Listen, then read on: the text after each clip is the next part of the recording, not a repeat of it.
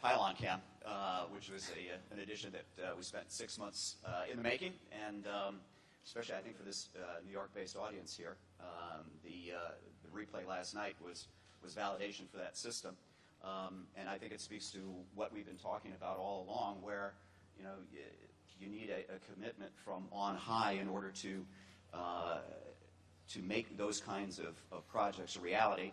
And by that I mean financial resources, and then you need people who are committed to it. It was a 6-month project to launch it, and we were talking earlier, Jason, about the the fact that we had hoped and we saw ultimately shots that would actually have a bearing on the outcome of the telecast, as was the case last night. And you said, well, that's great, that's 1 in 20, but the other 19 games we had great images that people have not seen before. So I think for all of us, it's a commitment from on high at the executive level, and a commitment to continue to do things ultimately for the viewer, because in the end, that's we talk about it and it sounds like a cliche, but if we're doing it for ourselves, then we're misguided. It's ultimately got to make better television for our viewers and better storytelling.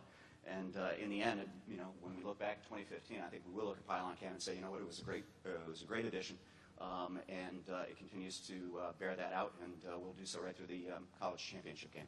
One PS on Pylon Cam, because it is in the NFL, and because, as you would know, those of you that work with the NFL, we're prohibited from actually sponsoring anything in-game, other than if we were doing Next Gen and Spider Cam. So Pylon Cam is not sales funded at all. Again, it's just the decision at the executive level that we were going to do something that was unique and different, and the willingness to allow us to do that. And it was not insignificant in terms of the money that we spent. Peter Larson, by the way, from BSI, is in the back of the room. He is one of the co-inventors, if you will, of the system along with us, and we're thankful for his efforts. So anyway, no money on the table from sales, though in the spirit of working collaboratively with our salespeople, while we're prohibited from sponsoring it in-game, that doesn't mean to say that we can't take that video and use it after the game, and so we're working on something with Scott Van Pelt for SportsCenter after Monday Night Football, where he has taken a special interest in Pylon Cam, and in reality that'll probably happen.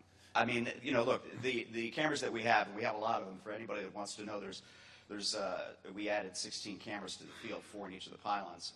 So that covers a lot of angles, but it doesn't cover everything. And some of us know that the NFL is working on their own pilot project off of what Bill Belichick has said about the need to have those cameras on the lines if they're spending the kind of money they are spending on other things. So I suspect that they're going to do it themselves. We're just out in front of it, and when we can give them angles as we did last night on a game-changing play, literally, we're all too happy to do that, and they're all too happy to take those angles, candidly.